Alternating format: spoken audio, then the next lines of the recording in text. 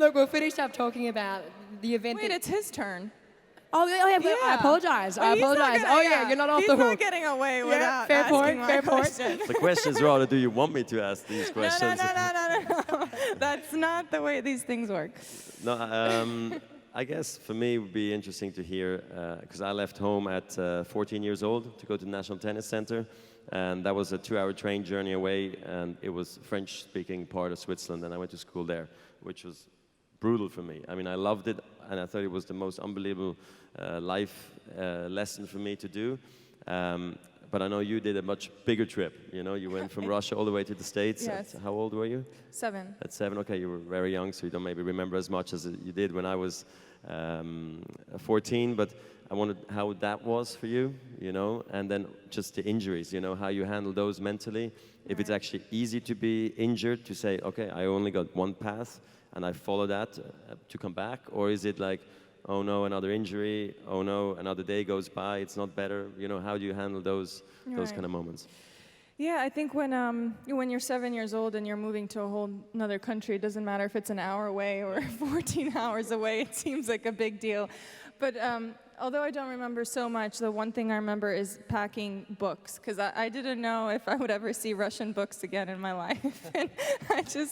And my parents would tell me, well, those are probably the heaviest things that you're taking, and I don't know what the bag allowance is on Aeroflot. I don't know if you've ever flown on Aeroflot, but don't try it.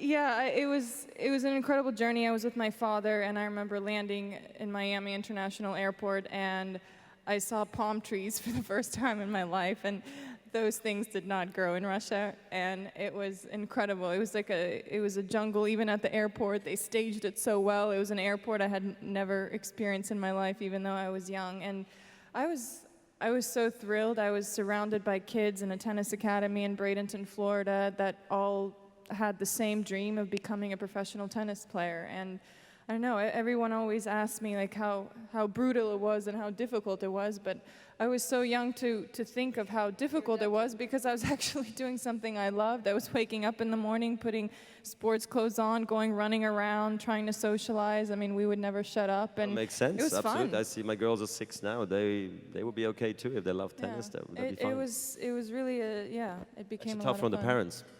Probably It's definitely to harder do on that the trip parents. than for the child I'm itself. sure. And about the injuries, I think it's always a mix of emotions. I probably had a fairly serious injury at 21 years old, because it was a time in my career where I had just won my 3rd Grand Slam and Australian Open. I felt like I was somewhere in the peak of my career, and just a few months later found myself on the operation table in New York. And yeah, it was quite eye-opening, because from a very young age, tennis was pretty much all I thought about, all I knew, all I really had a passion for, and then you realize that that's not all your life, and that really, it really puts a lot of perspective into what you do. And I've handled losses and victories so much more mellow than I did before that time. So I think it was a huge learning experience for me.